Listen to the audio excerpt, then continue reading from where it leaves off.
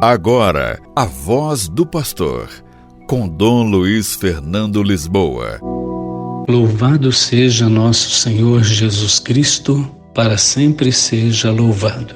Queridos irmãos e irmãs, hoje, 27 de fevereiro, nós lembramos hoje dia de São Gabriel da Virgem Dolorosa, um santo passionista da minha congregação que morreu aos 24 anos e é o patrono da juventude italiana. Então peçamos a São Gabriel por toda a nossa juventude, para que Deus abençoe os nossos jovens, as nossas jovens, adolescentes, para que eles possam buscar o caminho de Deus e possam sonhar acordados, buscar um mundo melhor e possam ser ajudados pela família e pela sociedade. Rezamos hoje também pelo Papa, que pegou uma gripe no final de semana, para que ele recupere a sua saúde. E hoje vamos falar da paz, como temos rezado tanto a pedido do Papa Francisco. E esse sonho da paz é antigo, e nós vamos tomar as palavras de alguns papas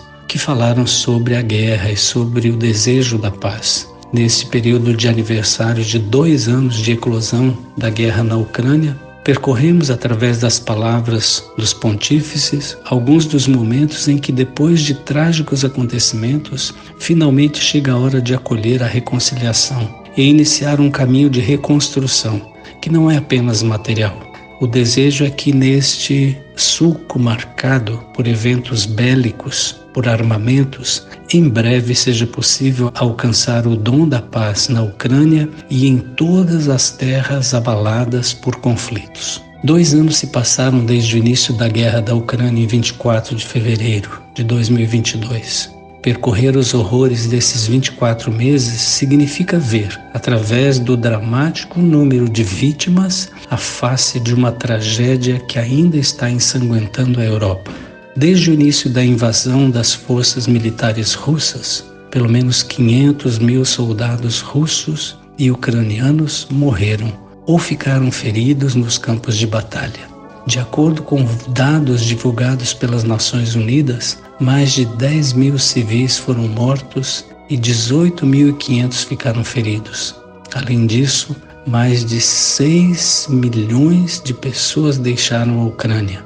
Um massacre inútil, citando as palavras usadas pelo Papa Bento XV em carta endereçada em 1917 aos líderes dos povos beligerantes, que ainda aguarda o único epílogo verdadeiramente desejável, aquele da paz. A guerra na Ucrânia é uma página dramática, como tantas outras catástrofes desencadeadas por conflitos que assolam toda a história da humanidade. Quando se segue o doloroso caminho das armas, povos inteiros são desfigurados e dilacerados pelo ódio.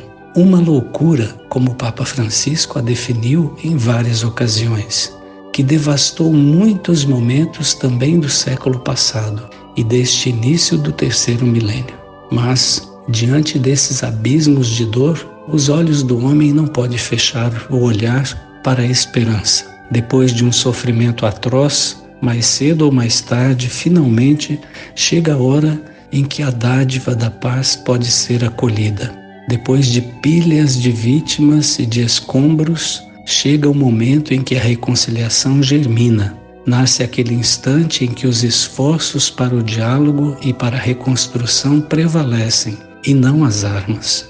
Há muitos desses momentos históricos, há muito esperados, em que as reflexões dos pontífices ressoam após o fim de uma guerra. Em geral, são palavras pronunciadas para exortar e não esquecer os horrores que acabamos de vivenciar e para construir uma nova era, capaz de evitar novas destruições e de promover a verdadeira fraternidade.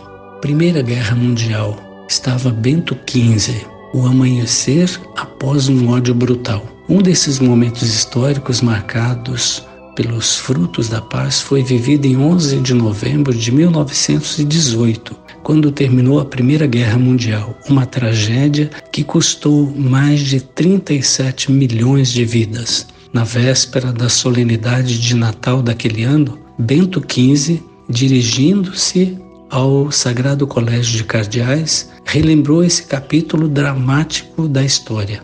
Nas alturas do Vaticano, disse o pontífice, os gritos de dor desses anos de guerra, infelizmente, chegaram até nós. Foi, portanto, com estímulo, mas também com medida de pai, que, continuou o Papa da Igreja, deploramos e condenamos os excessos de ódio brutal. E com os nossos esforços procuramos apressar o alvorecer da paz, lembrando os princípios da imutável justiça de Cristo. Depois, Pio XII, após a Segunda Guerra Mundial, um novo universo desponta.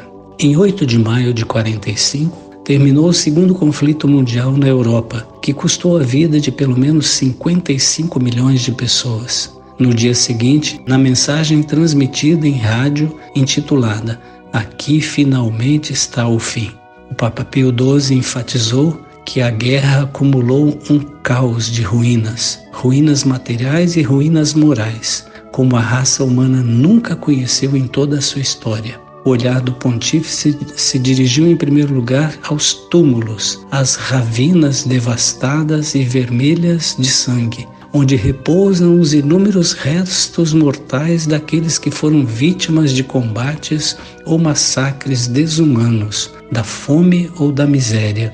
Parece que os mortos, acrescentou o Papa Pacelli, admoestam os sobreviventes do terrível flagelo e dizem a eles: levantem-se de nossos ossos, de nossos sepulcros e da terra, onde fomos jogados, como grãos de trigo, os moldadores e construtores de uma Europa nova e melhor, de um universo novo e melhor, fundado no temor filial de Deus, na fidelidade a seus santos mandamentos, no respeito à dignidade humana, no princípio sagrado da igualdade de direitos para todos os povos e todos os estados, grandes e pequenos, fracos e fortes.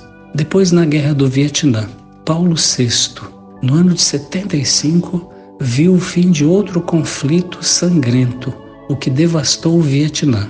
De acordo com várias fontes, mais de 58 mil soldados americanos, 250 mil soldados sul-vietnamitas e mais de 3 milhões de soldados e civis norte-vietnamitas morreram.